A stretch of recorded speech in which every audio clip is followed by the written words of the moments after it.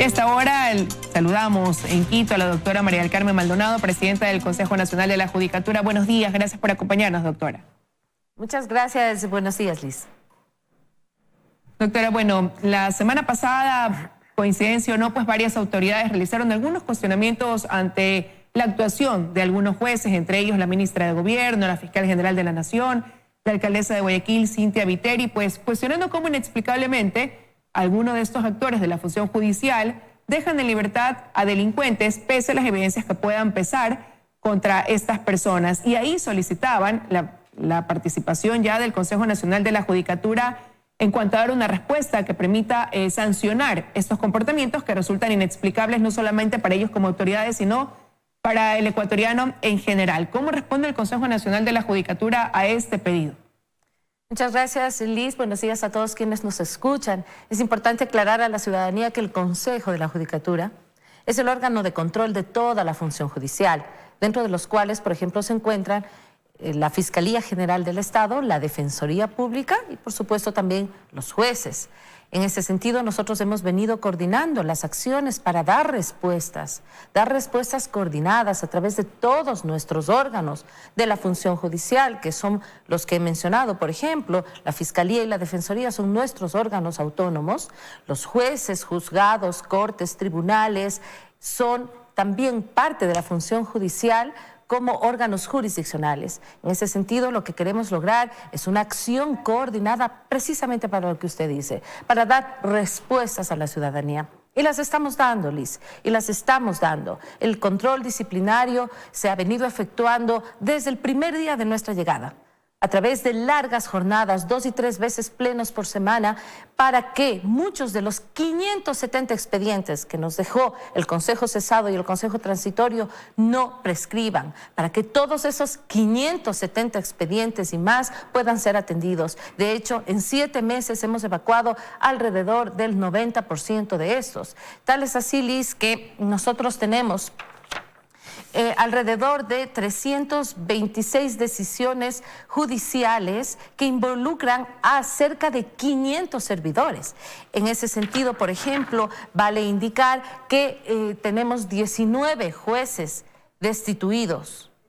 Tenemos también 5 fiscales destituidos, 3 defensores públicos destituidos y 20 servidores entre todos los demás, porque también corresponden a la función judicial, por ejemplo, notarios y, por ejemplo, personal administrativo que labora en el Consejo de la Judicatura. En ese sentido... ¿Y cuál quizás ha sido la falla más recurrente de estos funcionarios, doctora, por la que han llevado a ser sancionados disciplinariamente? En el caso de jueces, la falla más recurrente es la manifiesta negligencia. Igualmente en el caso de fiscales. Voy muy brevemente, por efectos de tiempo, a contar uno, que es interés de la ciudadanía. Apenas la semana anterior hemos destituido a una agente fiscal en Chimborazo, quien tuvo la gran omisión de notificar al médico legista para que venga a defender en audiencia su pericia médico-ginecológica en el caso de una menor de edad de 13 años, abusada dentro de su seno del hogar por su propio tío paterno. Y eso generó que, por supuesto, el delito quede en impunidad, que la víctima quede dañada y no reconocida en sus derechos y que el victimario continúe gozando de su libertad.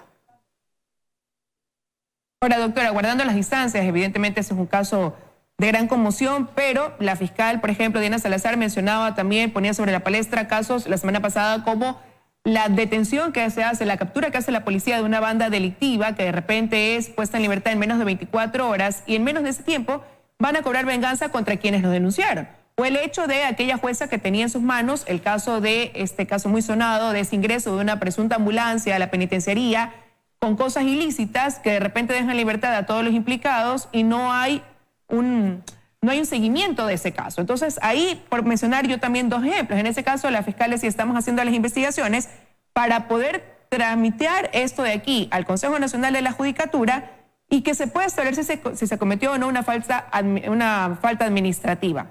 ¿Podrían hacerlo entonces también, doctora, acoger estos casos que la Fiscalía menciona y que van a ser derivados a la autoridad, a la institución que usted preside? Hemos hecho un llamado, Liz, a todas las instituciones, a todas las autoridades del sistema de justicia, Fiscalía, Defensoría, jueces y otros órganos, y fuera del sistema de justicia. Hemos coordinado acciones con la ministra del Interior, por ejemplo, para que, y por supuesto con todas las autoridades y personas que identifiquen malos servidores, que identifiquen infracciones de carácter administrativa dentro de los procesos, denuncien. Tenemos 3 vías de denuncia. Nuestra línea 1-800 está habilitada para los ciudadanos. Además, por supuesto, el ingreso por ventanilla en la matriz y todas nuestras direcciones provinciales conocen que deben atender con absoluta celeridad las denuncias que se presenten en cada una de las direcciones provinciales. Como usted muy bien lo ha dicho, son decisiones jurisdiccionales, es responsabilidad de cada uno de los jueces esas decisiones jurisdiccionales. Nosotros también hemos cumplido con lo nuestro y seguiremos siendo implacables en el control disciplinario. Y adicionalmente también estamos evaluando otras medidas que nos permitan alejar a los jueces del conocimiento de ciertas causas que, como usted muy bien lo ha dicho, guardando las diferencias con el caso de la ciudadana que yo he planteado, son de trascendencia y de relevancia nacional. Pero todos los casos para nosotros son importantes porque detrás de todos los casos hay los ciudadanos a los que nosotros nos debemos. En declaraciones la semana pasada, doctora, usted señalaba que como Consejo Nacional de la Judicatura también les toca observar y respetar para no poder influir en la función judicial, no cometer quizás ese atropello que se veía en el gobierno anterior, usted lo señalaba así. Entonces, ¿cómo no cruzar o mantener esa línea delgada, mantener el equilibrio de, si bien no interferir, pero tampoco no permitir que se cometan una serie de irregularidades que han llevado pues a que esta función judicial sea tan cuestionada en el último tiempo? Así es, Liz. Durante los años anteriores se utilizaba la función judicial para perseguir y para lograr ciertos favores y ciertas decisiones, incluso contra derecho. Esto no podemos permitir que siga pasando, Liz, y los ciudadanos nos tienen que entender y apoyar.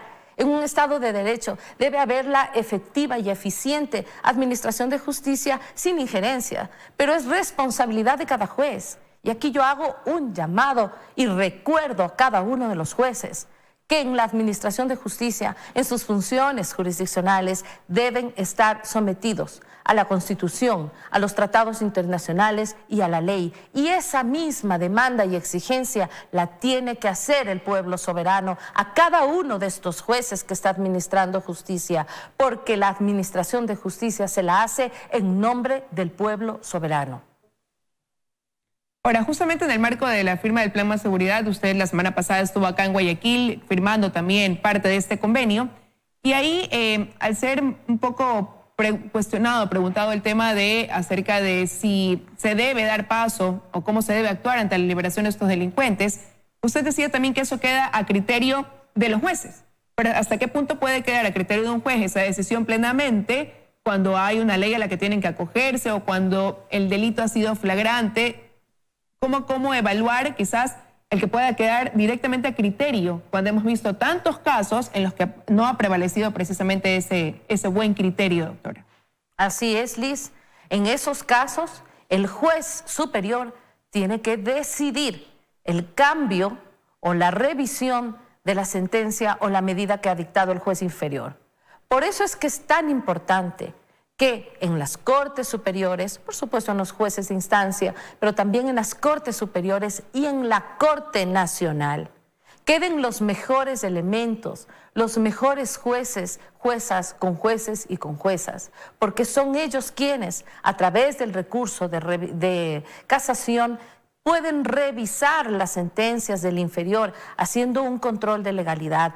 Por esa razón, nuestra evaluación es importante porque necesitamos dejar en Corte Nacional en una instancia y luego en Cortes provinciales y en toda la función judicial los mejores juzgadores. ¿Quiénes son los mejores juzgadores, Liz?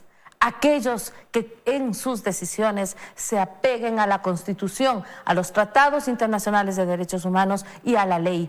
Jueces imparciales, jueces objetivos, jueces que defiendan la independencia, sí, pero no solo el momento en que corresponde una evaluación, como lo están haciendo ahora, sino que además defiendan la independencia frente a una cantidad y a una serie de factores externos que también pueden perjudicar la independencia judicial. Esos jueces necesitamos y el pueblo debe solicitar, debe además requerir que estos jueces actúen conforme a la Constitución, los tratados y la ley, y así también lo requiere el Pleno del Consejo de la Judicatura, porque esa es la demanda ciudadana. Ahora, el tiempo avanza y estamos ya a pocas semanas de que se pueda culminar ese proceso de evaluación a los jueces y con jueces de la Corte Nacional. ¿Cómo avanza ese proceso, doctora? Bien, Liz, estamos, como usted muy bien dice, avanzando. El proceso continúa y estamos ahora en la fase de solicitar a los jueces y conjueces evaluados que suban las sentencias que por efectos de sorteo digital, público, con notario público, además, se han designado para cada uno de los jueces. Es decir, ahorita ya tenemos que contar con las sentencias que van a ser pasadas al Comité de Apoyo a la Evaluación, porque la evaluación la dirige el Consejo de la Judicatura, tal como dice el artículo 181, numeral 3, nuestra atribución, dirigir el proceso. Desafortunadamente, Liz, gracias por su pregunta, existen demandas que hemos tenido para suspender el proceso, para detener el proceso de evaluación, para que los jueces no sean evaluados. Nos han puesto tres demandas, una acción de inconstitucionalidad, una acción objetiva y una acción de protección. Las tres con petición de medida cautelar. Aquí está Liz, quienes pretenden detener el proceso. Ollarte Quintana es el estudio jurídico, quienes patrocinan a una asociación de jueces y magistrados de la que era presidente el actual presidente de la Corte Provincial, el doctor Julio Arrieta. En este momento quieren detener el proceso, Liz. No quieren que se evalúe. El estudio jurídico Ollarte Quintana no quiere evaluar. No quiere evaluar. Quieren detener el proceso. Pero aquí necesitamos el apoyo de las universidades que tanto han venido colaborando con el proceso, de nuestros veedores, que son gente de primer nivel y de trayectoria, de los medios de comunicación, de los ciudadanos, para que acciones como estas no puedan permitirse. Y yo sé que el día de mañana quizá, Liz, seré afectada y en las redes y en los medios de comunicación seré dañada por estas personas, pero no es ese mi mayor interés. Yo soportaré estas agresiones que las ha venido soportando por el bien de la ciudadanía, porque necesitamos contar con los mejores jueces.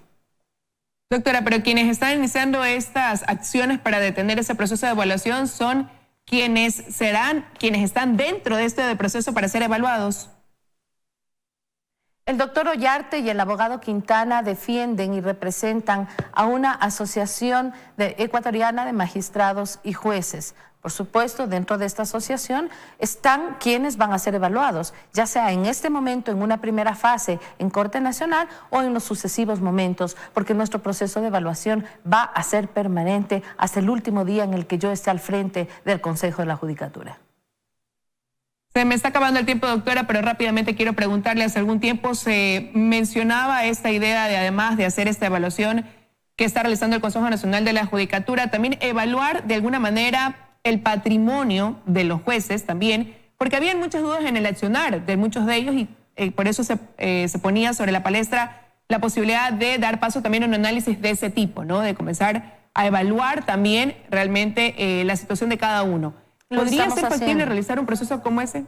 Lo estamos haciendo. Lo están haciendo. Es justamente una de las mayores observaciones que hace la actual Corte Nacional. No quieren que se conozcan sus patrimonios.